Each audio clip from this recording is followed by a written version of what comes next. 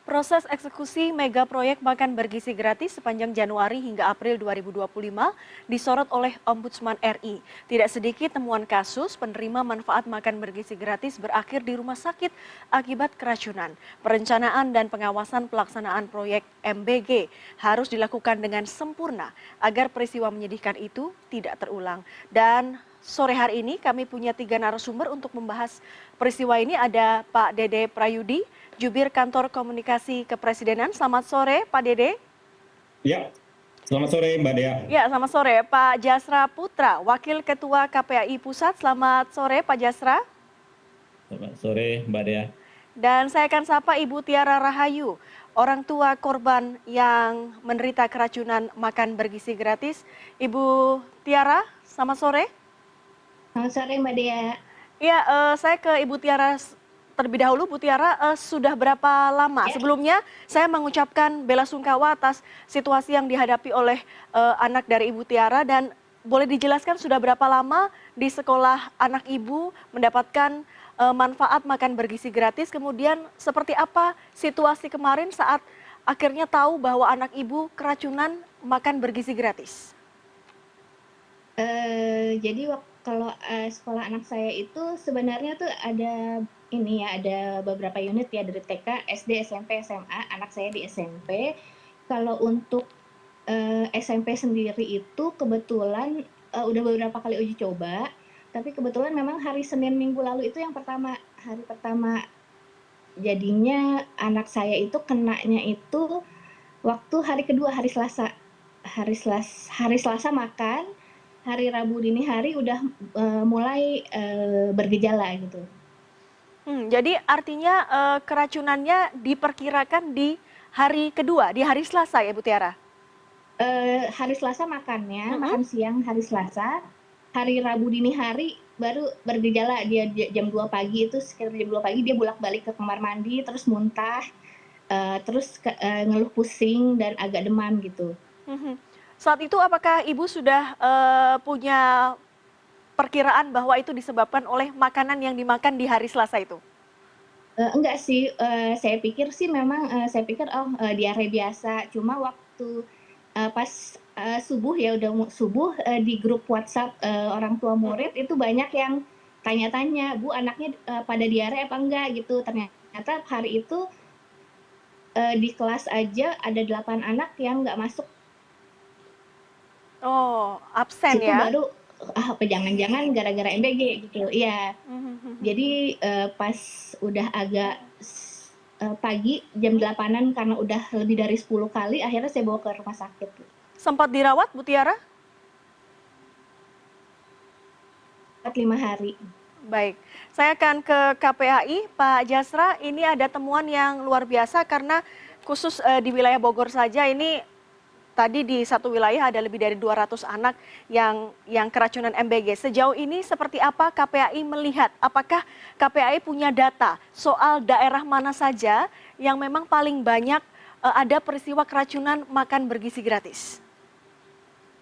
Ya Mbak Dea, jadi memang kita memantau 4 bulan program ini berjalan, baik datang langsung di 4 lokasi ya, ada Kalimantan Tengah, kemudian Kalimantan Barat, Jakarta tentunya yang terdekat. Kemudian hari ini saya berada di posisi di Tasikmalaya. Dan dalam pemantauan ke kita dan termasuk juga laporan teman-teman media, ini saya ralat ada 1.406 siswa yang diduga mengalami keracunan makanan MBG di 38 provinsi, yang kalau kita presentasikan sekitar 40%-an dari 3,5 juta per 5 Mei kemarin dari penerima manfaat. Dan memang yang paling banyak yaitu sebetulnya di Kabupaten Tasik ini ada 4 siswa, dan yang terbaru di Bogor kan ada 223 siswa gitu ya. Ini yang paling banyak. Nah makanya saya bersama Komisi Pelindungan Anak Daerah mulai hari kemarin sampai esok itu melakukan pemantauan di 2 kecamatan. Satu di Kecamatan Raja Polah yang terdampak 400 anak. Kemudian tadi juga kita datangi ke Kecamatan Singaparna yang sedang berjalan ya, karena 2 SPPG ini sebetulnya mulainya sama gitu ya. Nah, namun terkait temuan kita memang mendadak ya datang ya, pemberitahuan memang hanya komunikasi dengan BGN, tapi ke dapur kemudian ke sekolah gitu ya, itu juga kita tidak memberitahu sejak awal. Dan temuan awal kita memang ini problem yang saya kira cukup serius ya, dan dari 4 bulan ini sebetulnya hampir sama gitu ya. Satu soal bagaimana soal menjaga higienitas di SPPG gitu ya. Ini belum misal terkait kedisiplinan memakai alat pelindung diri, masker, ya sarung tangan, ya tutup kepala, kemudian siapapun yang masuk ke dalam diganti alas kaki gitu. Ini sebetulnya SOP yang saya kira harus terstandar ya. Karena di Jakarta Selatan kita temukan ini sangat disiplin. Tapi tadi saya cukup kaget dan bahkan kita yang meminta teman-teman yang packing ya, kemudian termasuk juga petugas yang lain untuk segera memakai APD itu. Nah, kemudian yang kedua, temuan kita terkait penyimpanan bahan makanan yang kita sebut pantry foods ini gudangnya itu tidak tersedia gitu ya. Artinya keamanan pangan ini penting gitu ya. Jangan sampai kita mengalami situasi-situasi yang seperti di Bogor itu. Nah, kemudian yang ketiga juga kita temukan di Tasik ini ada soal bahan-bahan yang seperti kardus gitu ya, sisa-sisa makanan yang ini belum terkelola secara baik gitu ya. Termasuk juga bagaimana manajemen komunikasi dan informasi yang terkait SOP-nya ya, ada himbauan-himbauan ditempel di dinding. Saya kira ini penting gitu ya, sehingga kita bisa memitigasi sejak awal. Nah, oleh sebab itu saya kira ini program strategis nasional ini kita berharap Badan Gizi Nasional kita sudah menyampaikan beberapa rekomendasi di Raker beberapa hari yang lalu. Satu, kita minta BGN untuk melakukan evaluasi secara menyeluruh terkait tata kelola kebijakan program dan termasuk juga pembiayaan. Karena tadi juga kita temukan ada keluhan dari SPPG, masih ada tunggakan yang belum dibayar oleh BGN. Ya. Tentu ini perlu kita komunikasikan dengan BGN. Nah, problemnya ada apa gitu ya. Nah, saya kira ini tentu bagi mitra tentu agak berat ya. Tunggakan itu hampir 1 miliar informasi yang kita dapatkan tadi. Nah, kemudian yang kedua kita juga meminta BGN memperkuat pengawasan berlapis ya, karena ini tidak bisa kita biarkan hanya soal memberi makan kepada anak-anak ya, tapi ini adalah bagaimana terkait masa depan anak, dan saya kira Presiden kan memiliki komitmen yang sangat biasa. Oleh sebab itu pengawasan ini mulai dari perencanaan, eksekusinya, monefnya harus melibatkan pihak independen gitu, biar situasi ini bisa diperbaiki sesegera mungkin. Termasuk juga bagaimana mendorong agar ada juga melihat evaluasi berkala terkait status gizi anak kita. Apakah ada dampak nggak dengan program ini gitu ya. Jadi ini juga menjadi rekomendasi kita, Mbak Dea. Ya, kita tahu bahwa tadi Anda menyebutkan data-data yang Anda peroleh di lapangan, yang tentunya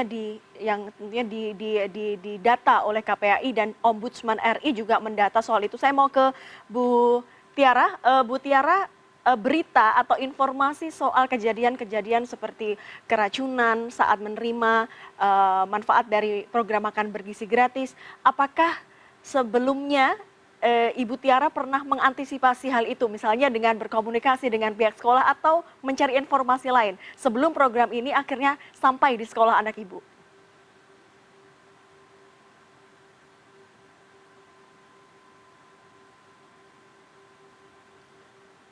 Ya, Bu Tiara, boleh mic-nya untuk di-unmute?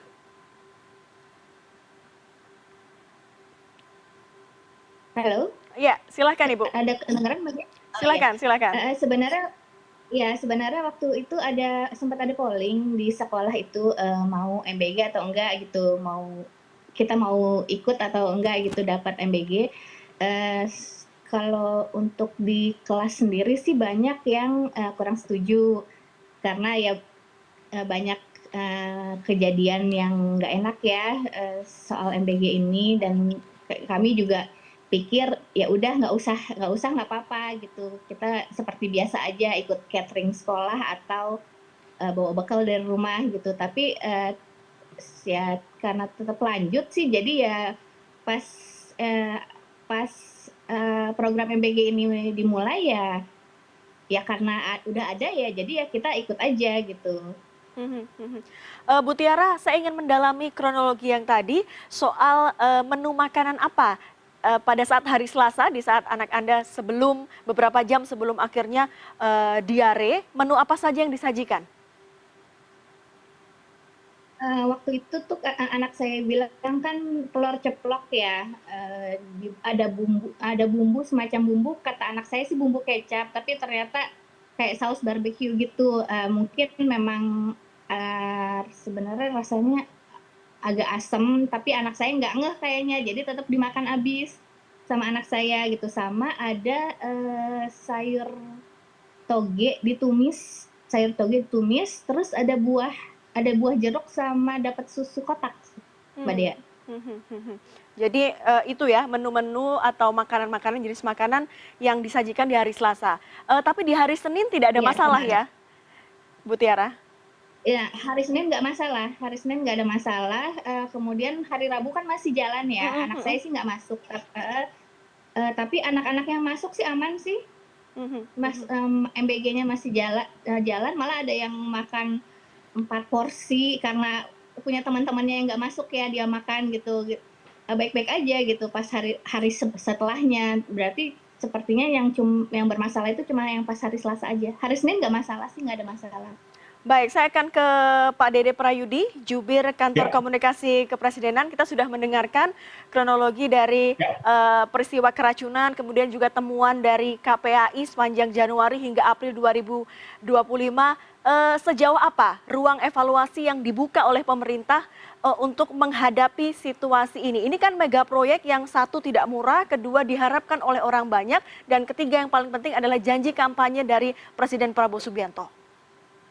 Ya, pertama-tama izinkan saya mewakili pemerintah ya, mengekspresikan permintaan maaf pemerintah ya kepada Ibu Tiara secara khusus, juga kepada siswa-siswi yang menjadi korban dari makanan ya katakanlah tidak layak gitu ya, yang sering disebut keracunan secara umum ya. Dan ini pernah juga diungkapkan oleh Menteri Sekretariat Negara ya, Pak Pras, bahwa pemerintah meminta maaf. Jadi itu dulu yang paling penting. Ya, lalu yang kedua, secara kemanusiaan, Prof. Dadan Hindayana selaku Kepala BGN langsung meninjau ya ke beberapa lokasi saat itu yang terjadi itu di Cianjur kalau nggak salah ya, langsung meninjau ke lokasi, langsung meninjau ke rumah sakit ya untuk melihat kondisi siswa-siswi yang dirawat akibat mengkonsumsi makanan yang disajikan oleh program MBG saat itu.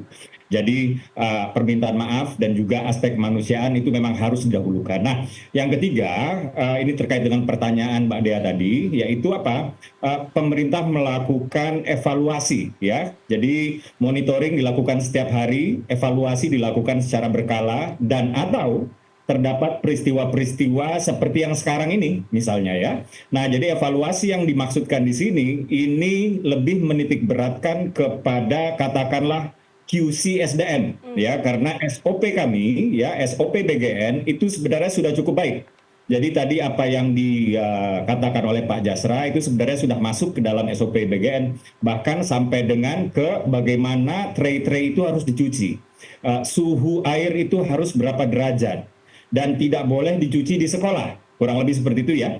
Tapi kadang-kadang ini dia, karena mungkin ada kelalaian, karena mungkin ada ketidakpahaman, karena mungkin ada baru pertama kali atau dua kali sehingga belum gapai betul gitu ya, sehingga terdapat kejadian-kejadian yang sama sekali kita tidak inginkan ini. Jadi evaluasi menyeluruh termasuk di dalamnya juga ya akan memutus kerjasama dengan mitra ya yang tidak memberikan layanan yang sesuai dengan standar yang telah ditetapkan oleh program makan bergizi gratis ini. Tapi begini juga, ini nggak kalah penting ya, bahwa supaya kita melihatnya juga adil ya, kejadian yang seperti ini tidak dapat kita lihat sebagai kejadian yang mewakili keseluruhan implementasi program MBG. Jadi per hari ini setiap hari itu ada 3,5 juta ya lebih penerima manfaat ya yang disalurkan oleh 1.200 lebih SPPG atau dapur MBG ya. Dan ya ada kejadian-kejadian seperti ini, kita tentu saja tidak senang, kita tentu saja menanggapi serius, tapi ini jangan dianggap mewakili keseluruhan implementasi MBG. Itulah kenapa saat itu Presiden pernah mengatakan bahwa implementasi MBG secara umum itu sudah baik, tapi memang ada hal-hal yang perlu diperhatikan, ada hal-hal yang perlu dalam tanda kutip dievaluasi terus. Demikian, Mbak. Baik, para narasumber, kami harap tetap bersama kami karena dialog ini masih akan kami lanjutkan usai jeda. Tetaplah bersama kami di CNN Indonesia Newsroom.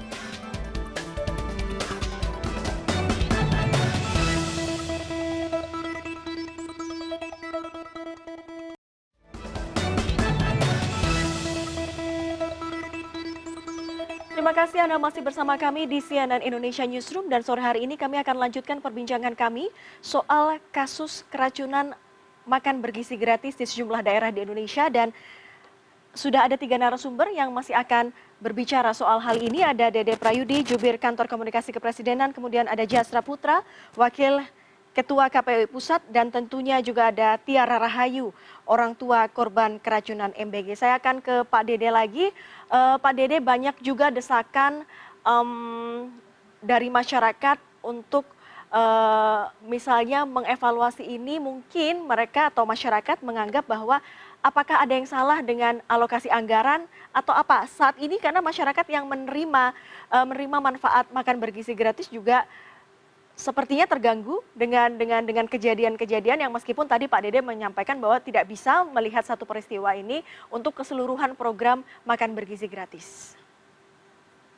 Ya, program MBG ini memang didesain untuk universal ya, artinya seluruh rakyat Indonesia di mana dia memasuki kategori, misalnya ya ibu hamil, ibu menyusui, balita, anak sekolah hingga tamat SMA. Nah ini berarti dia eligible, dia layak, dia berhak untuk menjadi penerima manfaat dari program makan bergizi gratis gitu. Tapi yang harus diingat adalah program makan bergizi gratis ini adalah hak ya.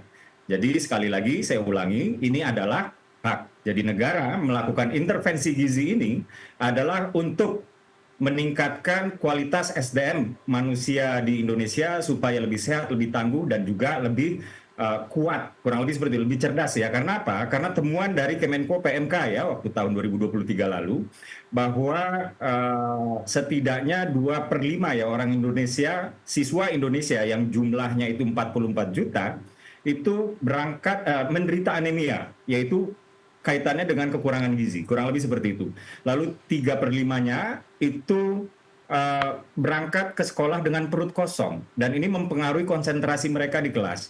Dan lebih dari separuh siswa-siswi Indonesia itu tidak memiliki pola makan yang sehat, dan ini lintas kelas status ekonomi. Artinya bisa saja seorang tua ya, orang tua yang dari keluarga mampu gitu ya, memberikan uang jajan kepada anaknya, tapi si anaknya tidak membelanjakan ke makanan bergizi.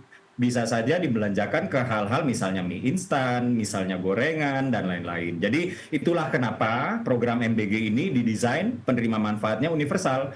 Bisa orang mampu, bisa orang dari atau siswa-siswi dari keluarga tidak mampu, dan lain-lain. Dan apabila memang terjadi kekurangan, sekali lagi kami pemerintah pertama memohon maaf ya kepada seluruh korban ya, keluarga korban juga, tapi yang jelas perbaikan itu terus dilakukan dan kami memperhatikan ini secara intensif ya, dan kami tidak menganggap ini sebagai sesuatu yang ecek-ecek, kurang lebih seperti itu. Dan kami senang sekali ya bahwa di sini ada KPAI yang ikut mengawasi ya, juga tadi saya juga mendengar pemberitaan bahwa ombudsman ya akan mengawasi. Kalau ombudsman berarti dia mengawasi prosedur administratifnya ya, apakah semuanya sehat, apakah berjalan dengan baik, dan lain-lain. Sehingga kalau pemerintah di sini di dalam tubuh pemerintah sendiri bisa berkolaborasi dengan baik, semua menjalankan fungsinya dengan baik, cita-cita MBG untuk meningkatkan kualitas gizi anak, untuk menciptakan generasi emas, saya pikir ini bisa tercapai. Demikian Mbak Dea. Ya baik, tentunya ini program makan bergizi gratis punya niat yang sangat baik, sangat mulia yang disediakan oleh pemerintahan Presiden Prabowo Subianto. Saya akan coba ke Ibu Tiara Rahayu. Ibu Tiara Rahayu, karena sore hari ini Ibu satu layar dengan juru bicara Kantor Komunikasi Kepresidenan, apakah Ibu punya pertanyaan atau pernyataan yang ingin Ibu sampaikan di dialog kita pada sore hari ini kepada pemerintah? Oke, terima kasih.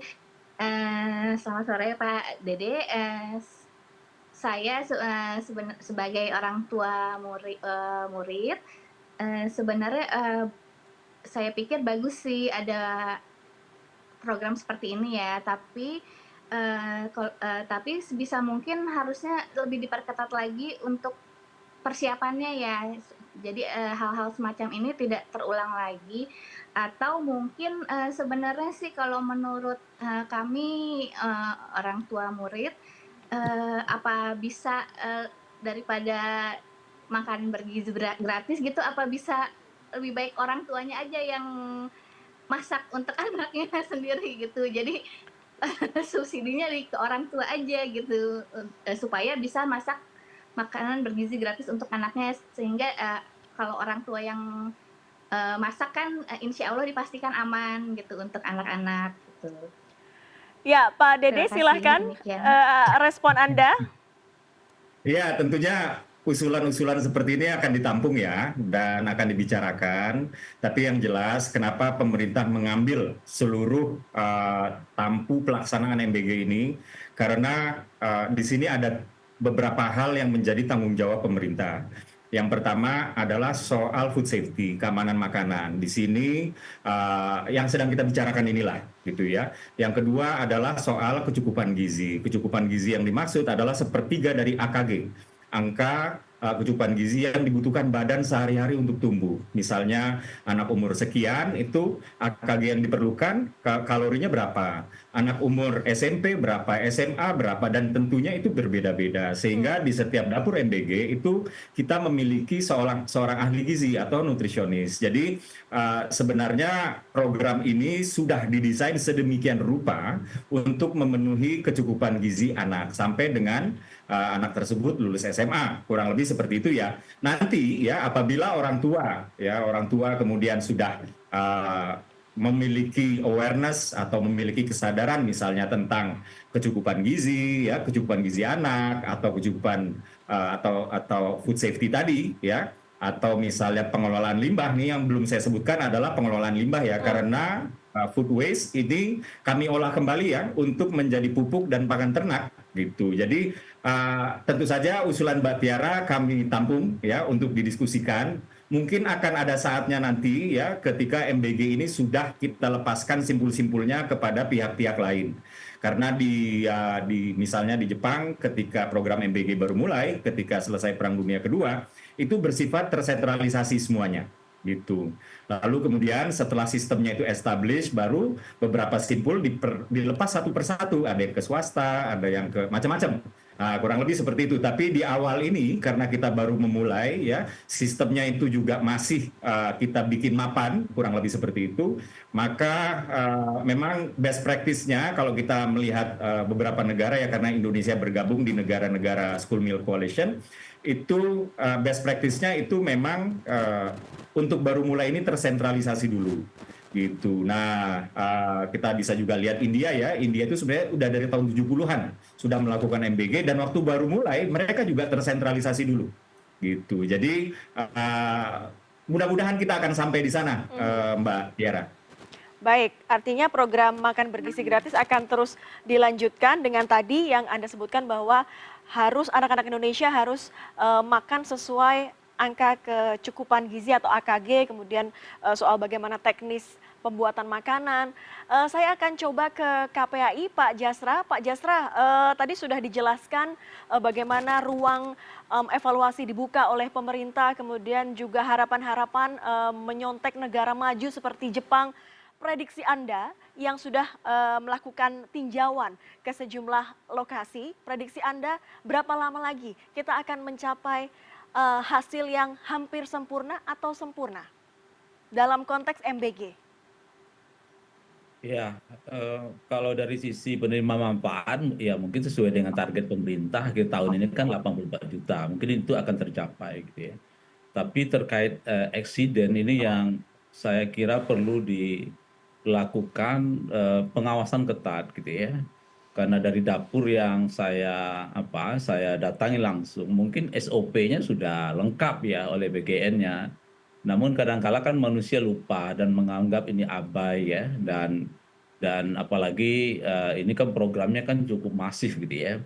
Nah, kemudian berikutnya adalah yang menjadi kekhawatiran saya adalah ketika terjadi peristiwa di Tasik misalnya Mm-mm. gitu di awal-awal 400 anak mengalami dugaan keracunan, pemerintah daerahnya juga kebingungan gitu ya, karena memang program ini kan didesain BGN langsung ke dapur kan sekolah gitu ya, sementara keterlibatan dinas terkait, misalnya dinas kesehatan gitu ya, ini saya kira perlu didorong ya, sehingga program ini memang betul-betul daerah pun juga bertanggung jawab gitu ya.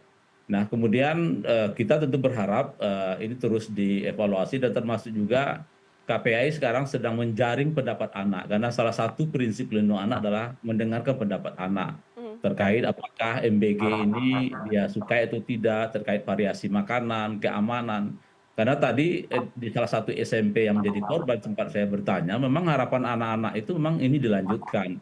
Tapi catatan mereka adalah bagaimana safety food yang disampaikan oleh Mas Dede itu betul-betul mereka yakin gitu ya bahwa ini negara betul-betul memastikan tidak ada celah ya terkait eksiden tersebut gitu ya.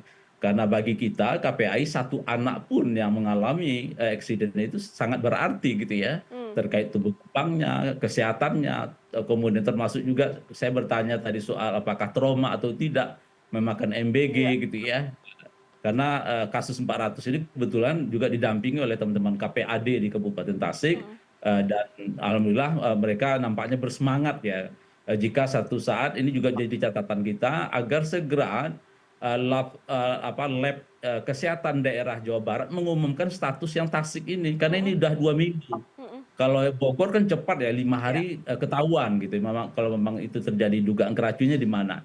Tapi di Tasik hingga tadi kita konfirmasi itu belum ada gitu ya. Nah, saya kira transparansi ini penting ya, karena ini adalah duit APBN, ini adalah hak anak yang saya kira ya biasa saja evaluasi itu dilakukan gitu ya, dan diumumkan gitu, dan itu di dalam model informasi hari ini saya kira harus kita sampaikan kepada publik ya, agar orang tua juga tidak menjadi was-was, dan juga orang tua kalau memang program ini dilanjutkan tentu dia akan bisa menghitung ya terkait bagaimana pembiayaan ekonomi keluarga, Mm-mm. terkait ya katakanlah pembiayaan non pendidikan seperti sarapan anak ya, makan dan seterusnya gitu. Iya, karena jika program makan bergizi gratis ini berjalan dengan lancar tanpa ada peristiwa-peristiwa menyedihkan seperti itu, tentunya orang tua bisa lebih punya ruang berpikir dalam manajemen keuangan. Saya akan ke Bu Tiara. Bu Tiara, mengingat bahwa anak ibu ini terkena makanan yang tidak baik begitu sehingga akhirnya keracunan. Bagaimana Ibu melihat ke depannya program makan bergizi gratis? Sekaligus pertanyaan saya soal kemarin saat anak Ibu sakit, bagaimana tanggung jawab pemerintah setempat? Em, untuk kedepannya ya, untuk kedepannya sih ya kalau masih mau dilanjutkan nggak apa-apa karena ya oke lah karena ini program pemerintah. Tapi kalau bisa itu lebih diperketat lagi untuk pengawasannya, untuk persiapan persiapan untuk penyajian MBG-nya supaya kebersihannya benar-benar diperhatikan ya supaya nggak ada kejadian lagi yang keracunan karena makanan MBG gitu. Kemudian apa tadi Mbak? Maaf. Soal pembiayaan kesehatan atau tanggung jawab pemerintah daerah atau dinas kesehatan setempat ketika anak Ibu Tiara keracunan. Oh iya, kemarin sih waktu pas di rumah sakit itu sempat Bapak Wali Kota Bogor ada berkunjung ya ke rumah sakit, mengunjungi pasien MBG, beberapa pasien MBG. Kemudian kalau saya dengar di berita itu sih katanya untuk biaya perawatan selama kejadian kemarin itu katanya sepenuhnya akan ditanggung oleh pemerintah kota. Tapi sampai saat ini sih saya belum tahu juga ya, belum dikasih tahu lebih lanjut gimana prosedurnya untuk pembiayaan tersebut. Gitu Mbak Eda ya. Baik, Pak Dede, ini bagaimana? Belum ada informasi teknis soal pembiayaan. Apakah kantor Anda sudah punya informasinya soal ini? Ya, jadi siapapun yang menjadi korban dalam tanda kutip keracunan ya dari program makan bergizi gratis itu ditanggung oleh negara biaya pengobatannya sampai dengan anak tersebut betul-betul pulih sehingga bisa melanjutkan aktivitasnya misalnya ke sekolah ya atau yang balita dan lain-lain. Jadi Ibu Tiara tidak usah khawatir ya. Apakah itu dari pemerintah pusat, pemerintah provinsi, atau dari pemerintah kota misalnya ya, Ibu Tiara nggak usah khawatir bahwa di sana negara akan menjamin biaya pengobatan. Begitu, bahkan sekarang sedang beredar wacana ya bahwa BGN sedang menjajaki kemungkinan penerima manfaat ini untuk diasuransikan hanya khusus untuk program MBG.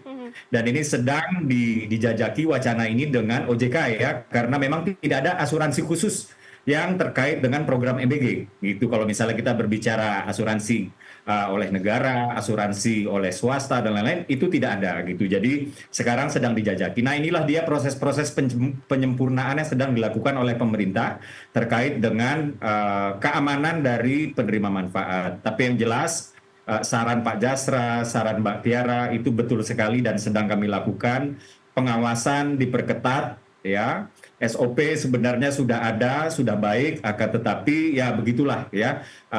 Kadang-kadang masih ada saja yang lalai, kadang-kadang mungkin ngantuk. Pernah di satu kasus ya, itu makanannya datangnya terlalu cepat gitu. Jadi selesai masaknya terlalu cepat. Sementara disajikannya itu kurang lebih jam 9 dan makanannya mungkin nggak basi, tapi kami menerima laporan makanannya udah nggak nikmat lagi. Kurang lebih seperti itu ya. Begitu aja kami juga menerima laporan kok dan kami sampaikan langsung ke BGN, kami sampaikan langsung ke Prof. Dadan Hindayana dan perbaikan-perbaikan terus dilakukan. Baik itu yang hanya makanannya udah nggak enak sampai yang terjadi food poisoning atau ketidakbaikan di food safety-nya tadi. Demikian Mbak Dea. Baik, terima kasih para narasumber. Mudah-mudahan dialog ini membawa kita pada perubahan yang lebih baik. Tidak ada lagi kejadian makanan yang keracunan maupun tadi seperti Pak Dede bicara bahwa makanan tidak enak saja bisa menjadi concern dari BGN. Terima kasih para narasumber, Dede Prayudi, Jubir Kantor Komunikasi Kepresidenan. Terima kasih. Kemudian ada Pak Jasra Putra, Wakil Ketua KPI Pusat. Terima kasih Pak Jasra dan juga Ibu Tiara Rahayu, orang tua korban keracunan MBG. Terima kasih. Semoga sehat selalu para narasumber. Selamat sore.